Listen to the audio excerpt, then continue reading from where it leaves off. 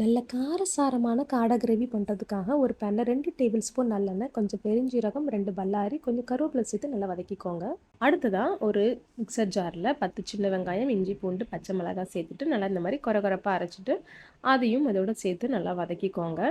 அடுத்து கொஞ்சமாக மஞ்சள் பொடி, தேவையான அளவு உப்பு சேர்த்து அதையும் வதக்கிக்கோங்க. இதோட மட்டன் மசாலா 1 டீஸ்பூன் சேர்த்துட்டு அதையும் நல்லா கிளறிக்கோங்க. அடுத்து நம்ம வாஷ் பண்ணி வச்சுருக்கிறதான காடையை இதோட சேர்த்துக்கலாம். காடையும் சேர்த்துட்டு அந்த மசாலாவோட நல்லா மிக்ஸ் பண்ணி விட்டுருங்க. அடுத்து இதோட நம்ம ஒரு ஸ்பெஷல் மசாலா சேர்க்கணும். இந்த மசாலா டீட்டெயில் எல்லாமே நான் கமெண்ட் பாக்ஸில் பின் பண்ணுறேன். அதையும் சேர்த்துட்டு நல்லா இதை மாதிரி கிளறி விட்டுக்கோங்க. இதோட 1 கப் தண்ணி சேர்த்து நல்லா மூடி வச்சு 15 நிமிஷம் நல்லா வேக வச்சு எடுத்துக்கோங்க.